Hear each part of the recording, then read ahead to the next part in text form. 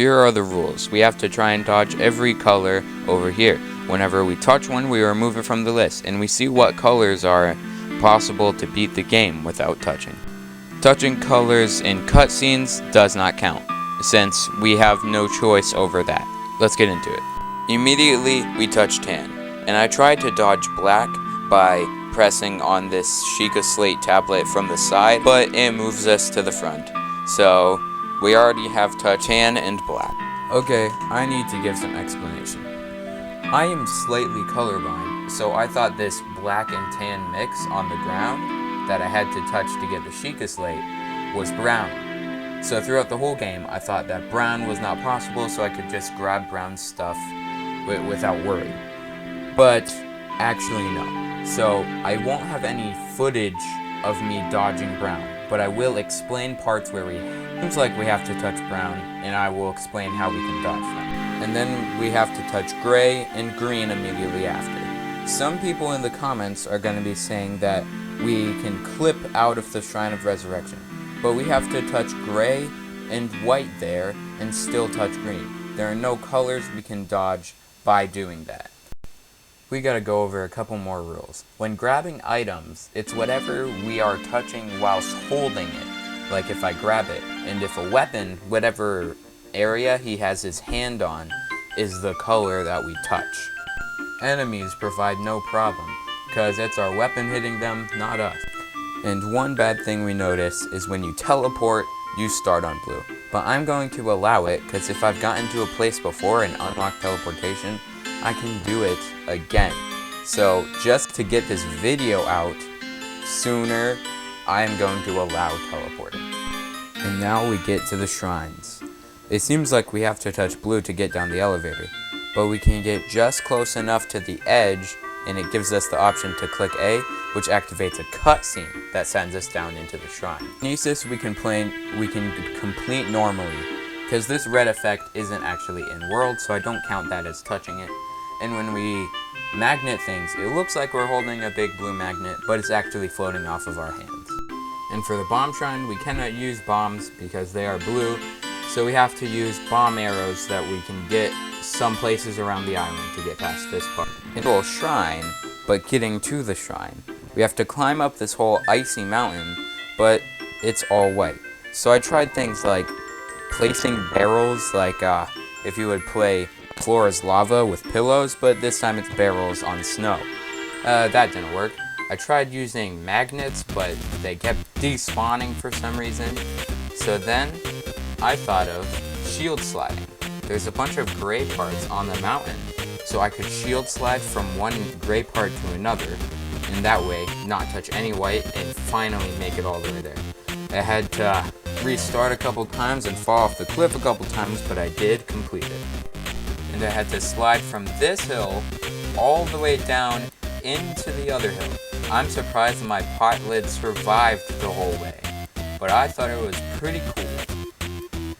It is possible to beat this shrine without touching blue, but I'm bad at video games.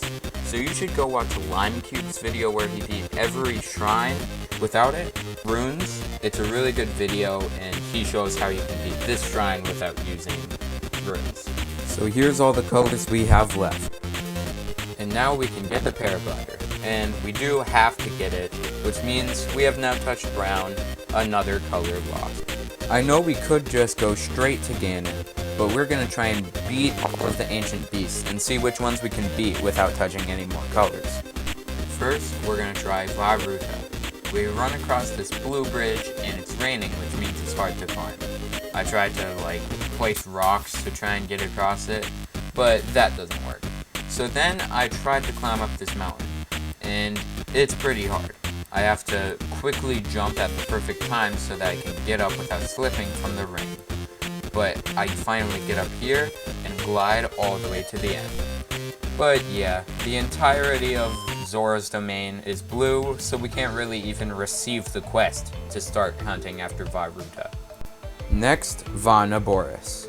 Yeah, we gotta touch blue. We either have to wear this armor to sneak in, or wind bomb in. Either way, we have to touch blue, so we can't do this divine beast. Now for Varudanya.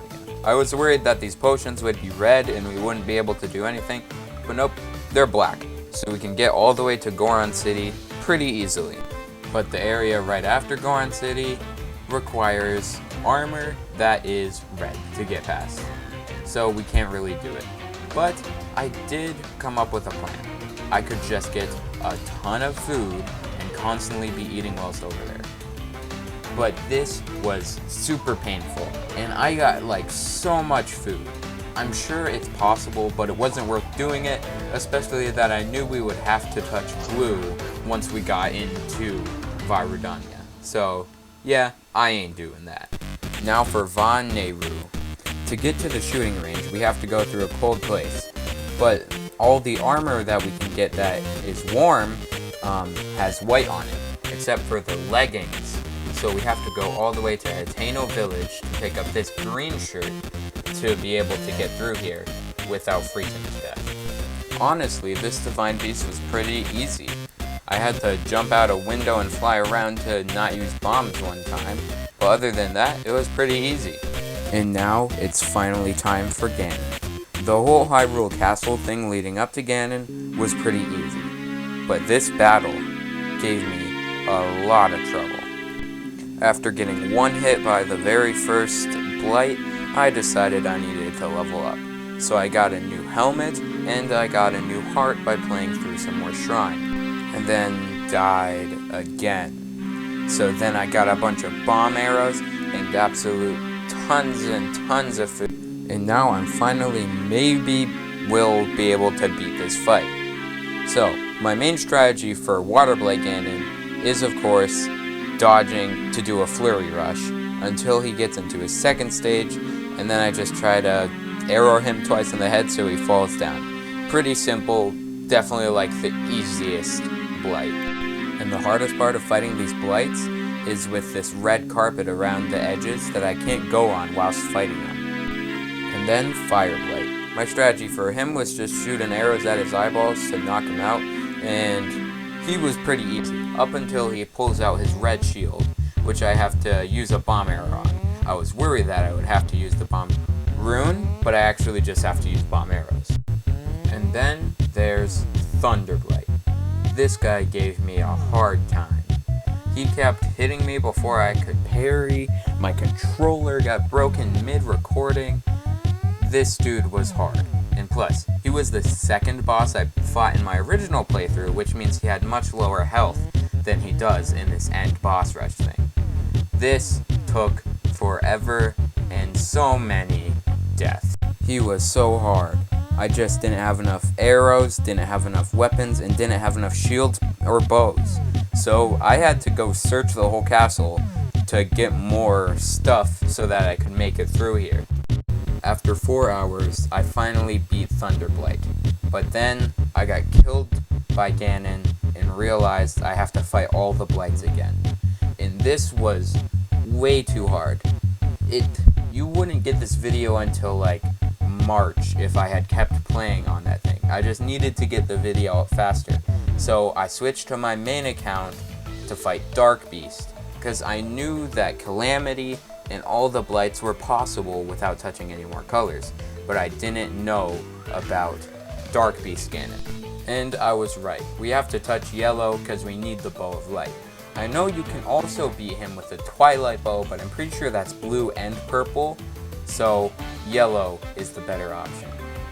But after that, and probably the hardest recording I've ever had to do for a video, yes, it's possible to beat Breath of the Wild without touching any of these colors. If you like this video, you'll like this video where I beat a small indie called Bound by Blades without moving. That video underperformed, and I want more people to see it.